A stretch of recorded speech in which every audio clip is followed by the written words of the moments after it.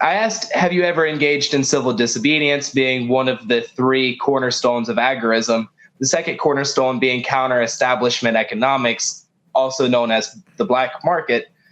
Question being, have you ever engaged in counter-establishment economics? Oh, you can't see the rest of the shirt. Can you see it? None of your Who's in fucking your wallet? business. None of your. Okay. This is the Monero cryptocurrency logo, by the way. Yes, absolutely, I have.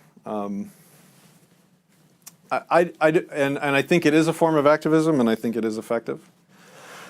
Was that the question? Yeah.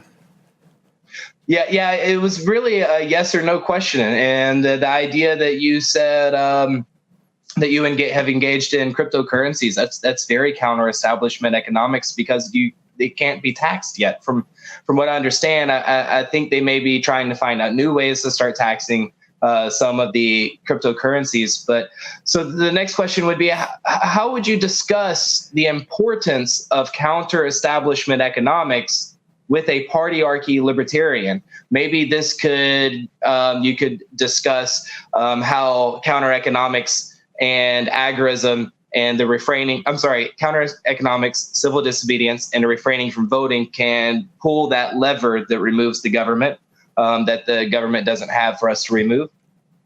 I think what we do as activists is, and our only job as activists, and I think this applies to the Libertarian Party as well, I think we are here to change minds. We are here to free minds. We are here to create new free minds. We talk to minds that are, in a cage, that don't see the invisible gun in the room of government, and we tell them about our principles, our ideas, and we show them the power of their consent. And I think that's our only job. And using this terrible, consent-violating, disgusting process called politics should only be thought of as a vehicle to achieve that end of creating more free minds. Another vehicle is participating in counter-economics and, for instance, black market trading, because that contributes to freeing people's minds. When, let's say, a person that I knew needed a kind of medication that the established system would not be easily able to procure for her, him or her. Damn it, I outed the agenda there. And for someone to say, hey, you can get that thing right now without having to beg any centralized structure of power for permission.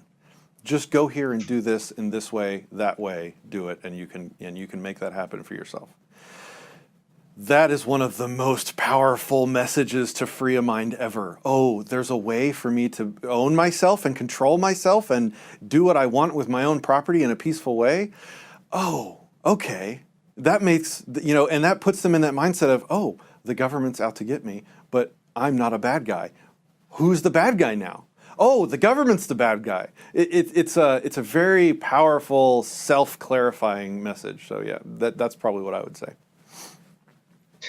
How would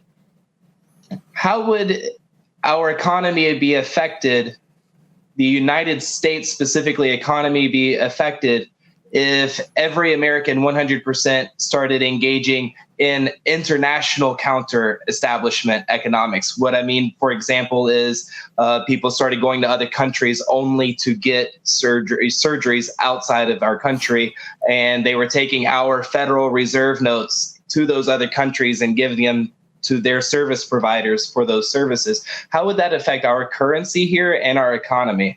You said the word "our" a whole lot of times there. I'm not part of your "our." I am myself. This is not my economy. I share no part in it. I don't really care what the numbers of that group of people's economy looks like. What do I think the effects are going to be?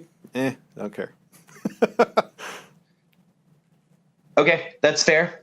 So I'm going to keep it on the similar topic, but slightly different. So if offered, okay, we're taking in the concept of counter-establishment economics. So if you were offered, would you accept the opportunity to discuss your campaign on PBS being a government-funded TV channel.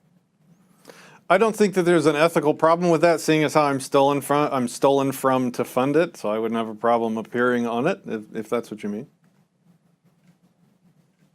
Okay, so is there any, we talked about the radical side versus not so radical side of civil disobedience. Would you apply the same principles to counter establishment economics, being that for someone to take a cost benefit analysis before engaging in counter establishment economics, or just to engage, just to do it? Oh, it's personal cost benefit, because there are some severe repercussions if busted doing that stuff. So yeah, definitely.